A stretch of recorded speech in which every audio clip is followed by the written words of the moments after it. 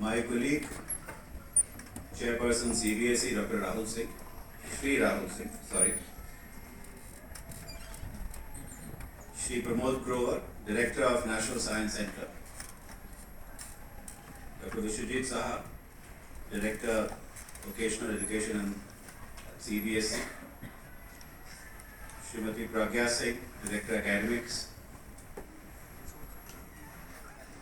all the members who have been part of this great deliberation which has been released this morning just a few moments back, principals from different schools in Delhi and outside Delhi, and children. I think a very important milestone in the lives of our school children. Some things we often ignore, or perhaps we feel that this is not so important, especially when we are sending our children to schools with primary focus being on academics. But then so many things contribute to academics. There's a whole world of psychosocial well-being of the child which contributes to the child doing well in school or not doing so well in school.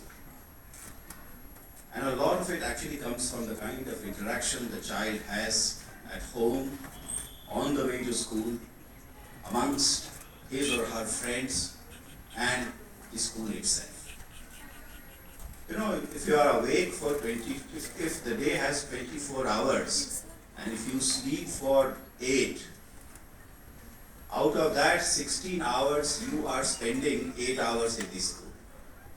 So 50% of your wakeful hour is actually being spent in the school. And out of that 50%, you are spending time away from your home. And the rest, of course, is at home. Every year, on an average, a child is spending 220 to 240 days in the school.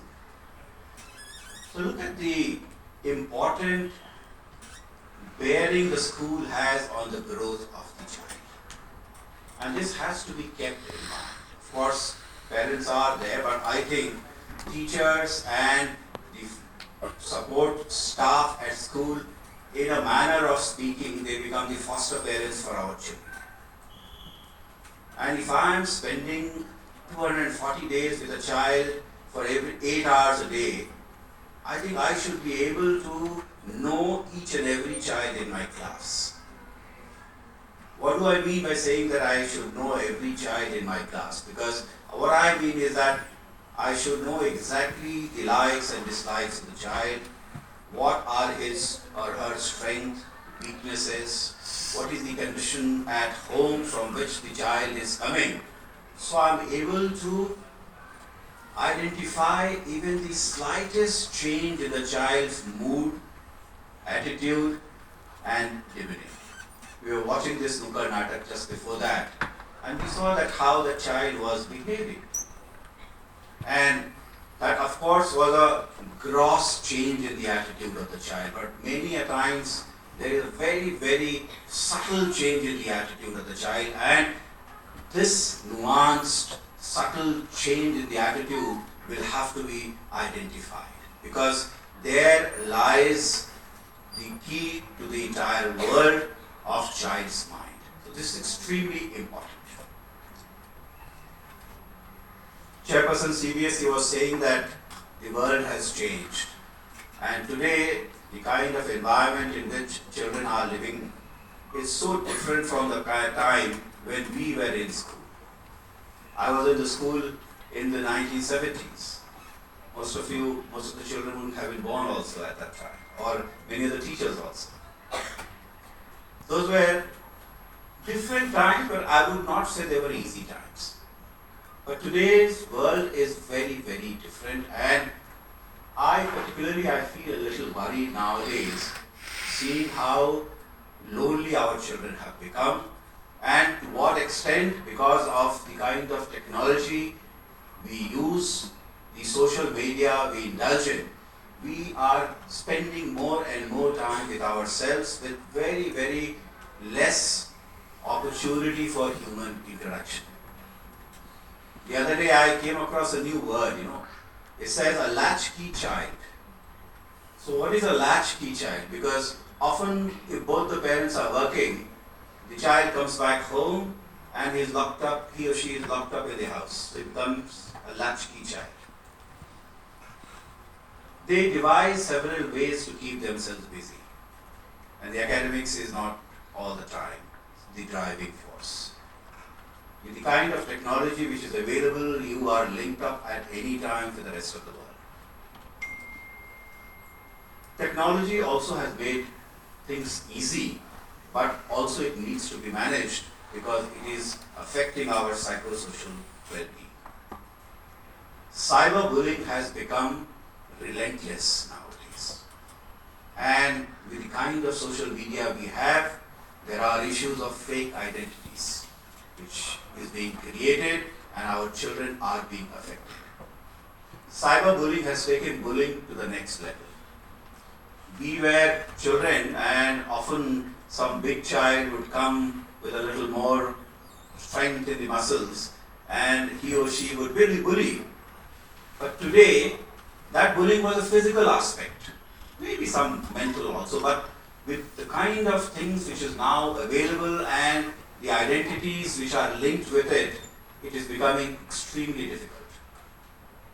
I think many schools in India are also undergoing this kind of a bullying which is going on. I think the Nukkad Natak primarily it focused on Pocso.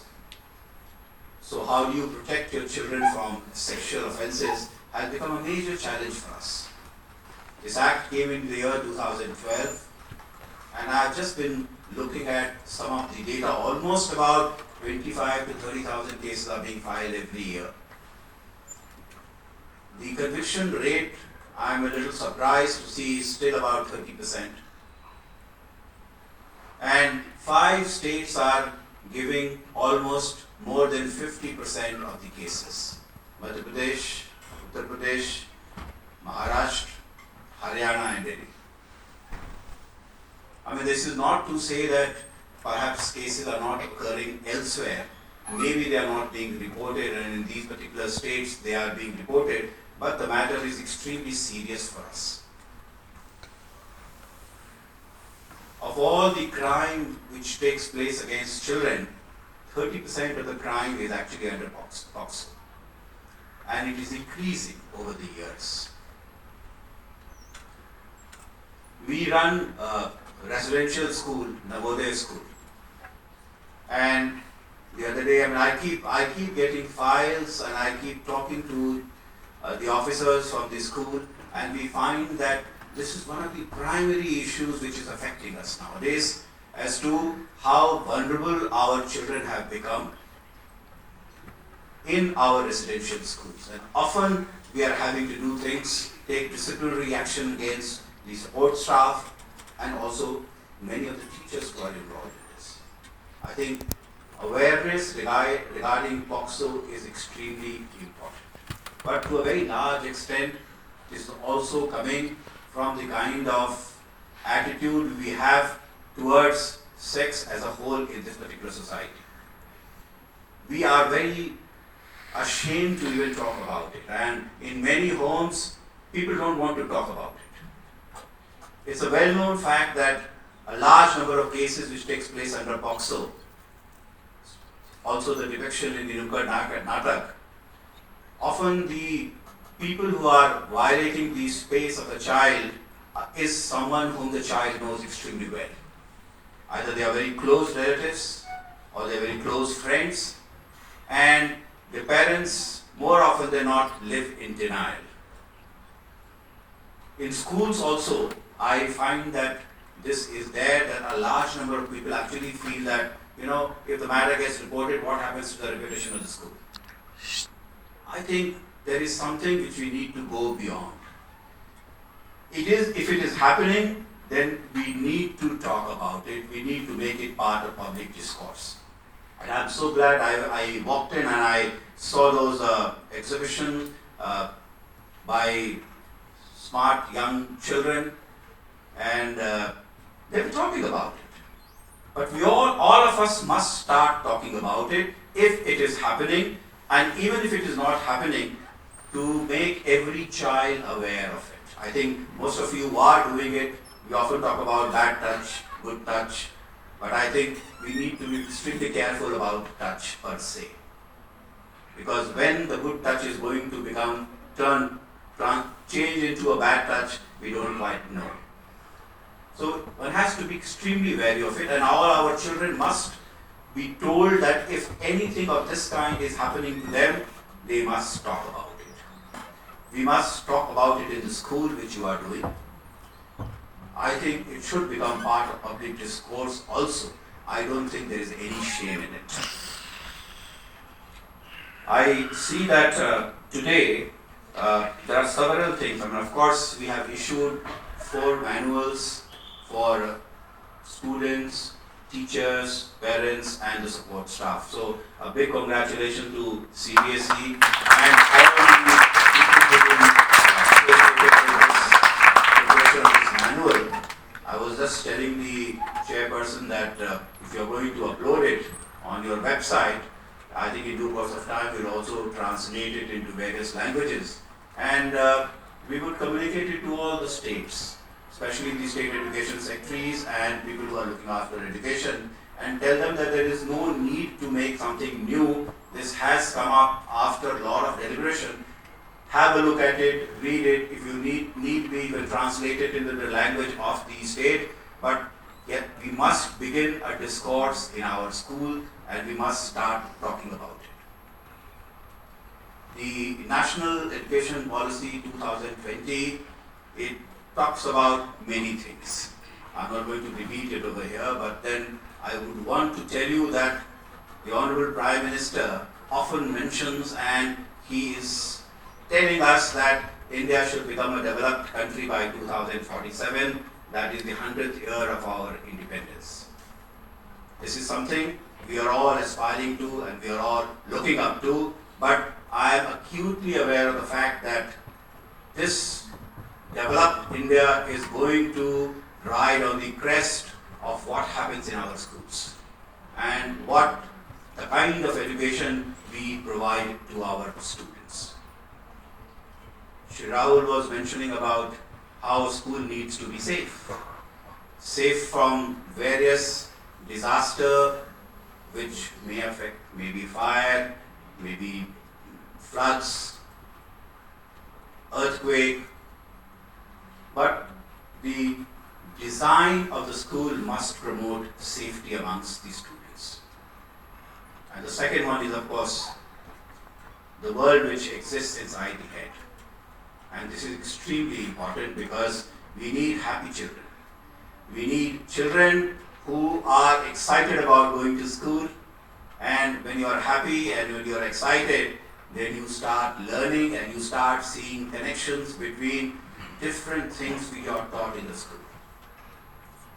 And that is what we say is experiential joy of learning, and this is what we must impart in our schools. I would take this opportunity also to draw your attention to one thing which is coming to my notice.